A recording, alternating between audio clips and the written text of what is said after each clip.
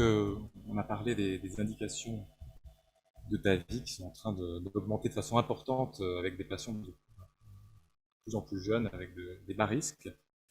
Et finalement, en termes de complications, eh bien, les complications vasculaires sont chutées de façon dramatique. On a maintenant des systèmes de fermeture par collagène qui marchent très bien. Nicolas nous a parlé des complications rythmiques qui sont maintenant bien cadrées. Les complications, les fuites paraprothétiques, eh bien, Pascal nous en a dit un mot, ça reste à discuter, mais il nous a quand même montré un beau cas où une bonne post-dilatation permettait de réduire la fuite. Et puis Nassim nous a montré un bon cas aussi de traitement de fuite paraprothétique, très élégant.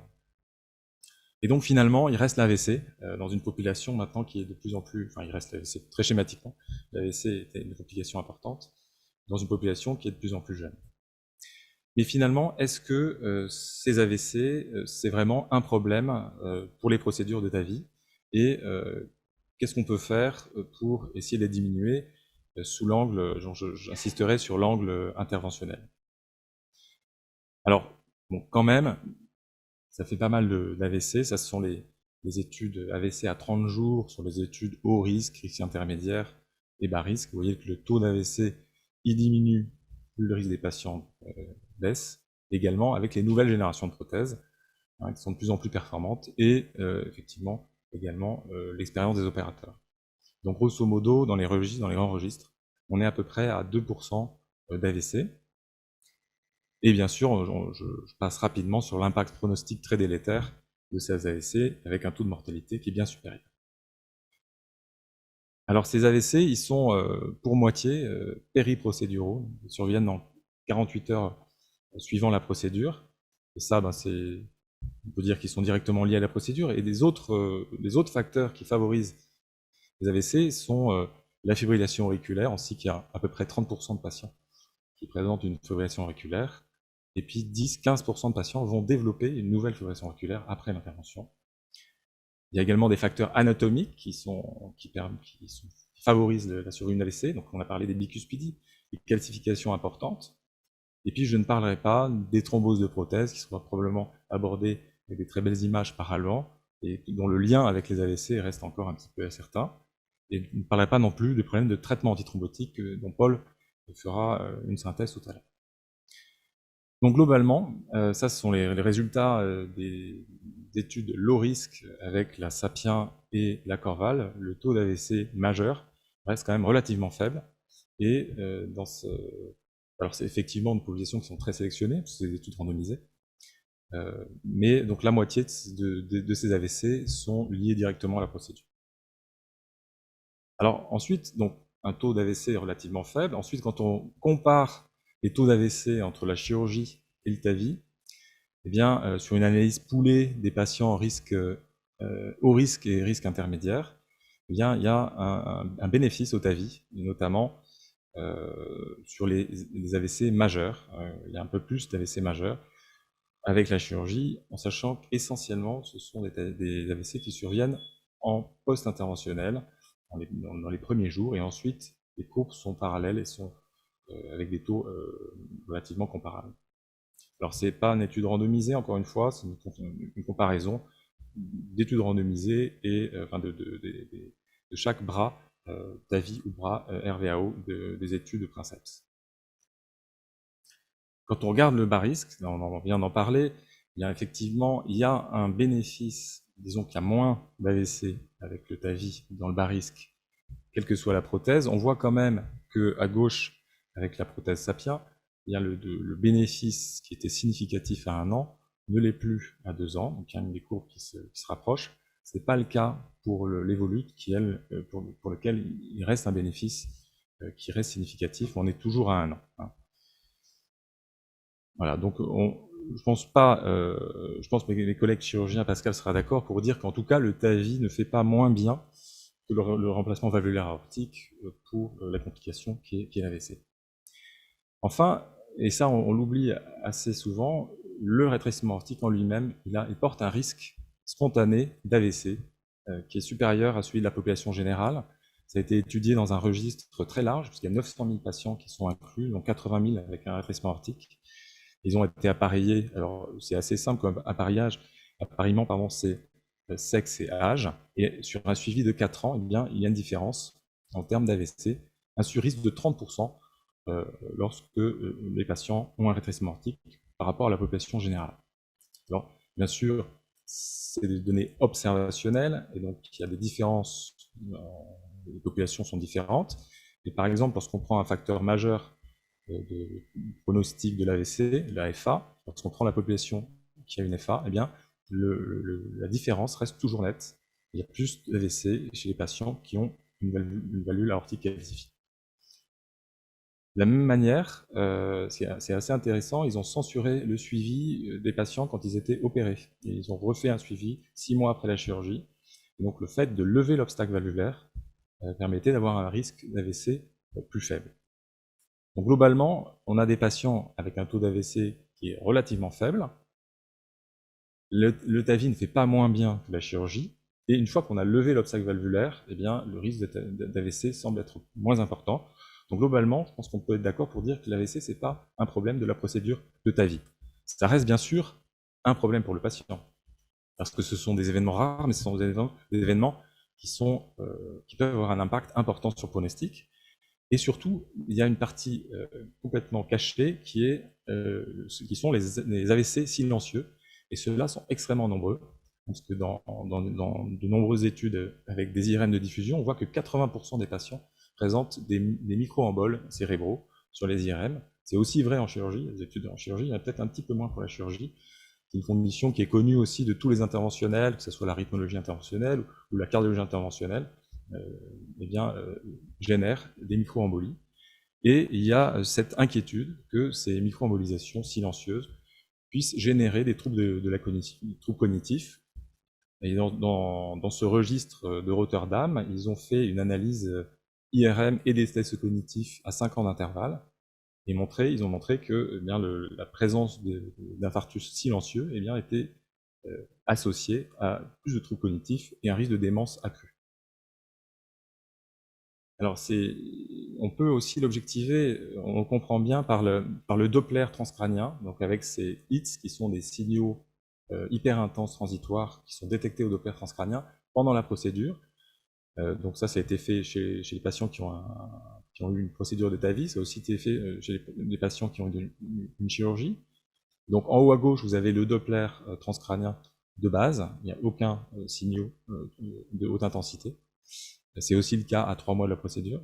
Et en bas, vous avez le Doppler pendant la procédure. Donc il y a plein de petits micro-signaux périprocéduraux. Et donc ce qui est intéressant dans cette étude, c'est qu'ils ont regardé par temps de procédure, ils ont compté le nombre de hits. Et en fait, les deux situations, les deux moments de la procédure qui sont les plus générateurs de hits, c'est lorsque la prothèse est positionnée dans l'anneau valvulaire, et c'est à l'implantation de la prothèse. Voilà. Et donc, il est probable que c'est un argument pour dire que il y a des embolisations importantes lors de la prothèse, même si ces signaux Doppler ne sont pas forcément des emboles solides. Et donc, pour aller plus loin, on a mis aussi des filtres dans les carotides, dans les troncs supraortiques des patients, et on s'est aperçu que finalement, dans le TAVI, tous les patients avaient des micro-emboles pendant l'intervention. Et c'est pas que du thrombus, c'est de la paroi artérielle, du tissu valvulaire, des calcifications, des corps étrangers, du myocarde, enfin c'est vraiment de tout. Et voilà, ce sont des petits fragments. Et donc, l'idée est bien sûr venue de proposer des systèmes de protection embolique par voie percutanée. Et donc, ces systèmes, soit ils ont pour vocation de filtrer le sang qui va dans les troncs supraortiques, ou bien de dévier le flux sanguin, enfin dévier les débris en fait.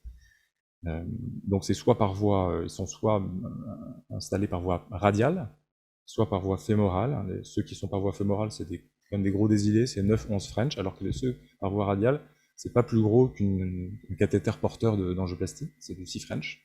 Donc c'est assez facile à mettre en place. Et donc celui qui est le plus utilisé, c'est celui du haut, c'est le Sentinelle, parce que c'est le seul qui a l'autorisation de mise sur le marché.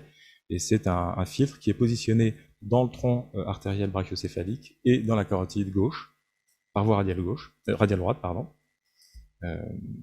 Voilà, et donc ce filtre filtre 2 des 3 vaisseaux à visée cérébrale. Alors donc l'efficacité de ces systèmes a été testée, alors c'est souvent des petites études, c'est des études qui sont difficiles à conduire, et on a montré sur le plan anatomique, anatomopathologique, qu'il y avait un bénéfice.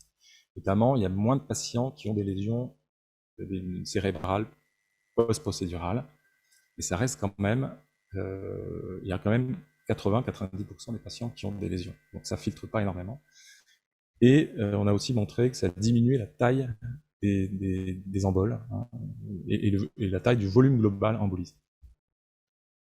Donc des résultats qui sont encourageants, mais qui restent quand même un peu limités.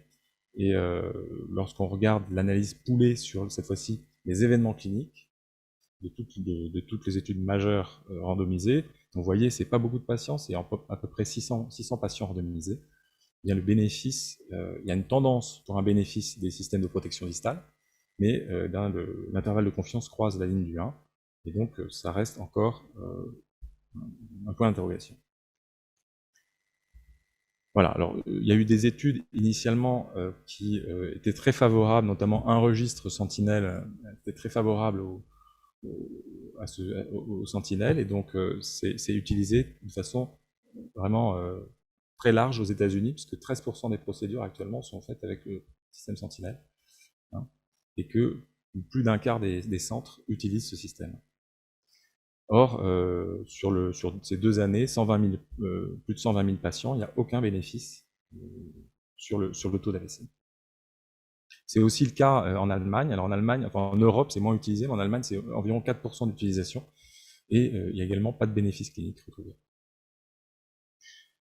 Alors effectivement, il y a encore beaucoup de limites à ces systèmes de protection distale. Notamment, ils couvrent de façon incomplète les vaisseaux cérébraux, notamment le Sentinelle, qui est celui qui est le plus utilisé. Il ne couvre pas la sous-clavière gauche, donc les AVC qui peuvent passer par, les emboles peuvent passer par la vertébrale gauche, et qui correspond à peu près à 10% du volume du cerveau. Les autres systèmes, le contrôle de l'étanchéité est très peu précis, puisque c'est fait par fluoroscopie, donc on ne sait pas si la cage en nitinol recouvre de façon étanche les vaisseaux, et donc il peut y avoir des emboles qui partent entre le nitinol et la paroi. Et bien sûr, il peut y avoir des complications liées au système, notamment fémorales pour ceux qui sont par voie fémorale, et des complications à type de thrombose sur le device ou d'embolisation. Dans l'étude, notamment sur la droite, sur l'Umbrella, qui est le système qui couvre les 3 vaisseaux cérébraux par voie radiale, eh bien, il y a plus de signaux Doppler dans le groupe Umbrella que dans le groupe contrôle, et ça s'explique par probablement des embolisations lors de la manipulation du device. Voilà, donc ça reste encore une interrogation, et pour répondre à cette question, eh bien, il y a cette étude, une grosse étude qui va randomiser 3000 patients, Protectaver, avec un critère de jugement à 72 heures, clinique, par des neurologues, et cette étude devrait normalement pouvoir être communiquée l'année prochaine. Je ne sais pas à quel niveau d'inclusion elle est arrivée, et elle aura également l'avantage de probablement nous proposer des patients plus à risque et qui vont pouvoir bénéficier de ces systèmes de protection distale, parce qu'aujourd'hui, on ne sait pas à qui vraiment les proposer. Donc il y a des centres qui les proposent à tout le monde. Je crois que la Cleveland Clinic, ils ont 94% de filtres. Voilà, il y a d'autres centres qui sont extrêmement proactifs, mais pour l'instant, on n'a pas vraiment de population cible pour ce type de filtre. Voilà, donc pour conclure, donc les AVC, c'est une fréquence faible, mais un impact pronostic qui est majeur, et un risque cognitif dans le futur qui reste inconnu. L'état-vie étant proposé aux patients de plus en plus jeunes et à bas risque, eh bien, la prévention des AVC passe par un bon screening des patients, une procédure qui doit être la plus simple possible, avec le moins de manipulation possible, peut-être l'utilisation des systèmes de protection cérébrale pour certains patients, et enfin, un traitement antithrombotique adapté, avec notamment les résultats de l'étude Atlantis qui a été conduite par Gilles et et Jean-Philippe, qui est actuellement dans l'étude. Voilà. Merci pour votre attention.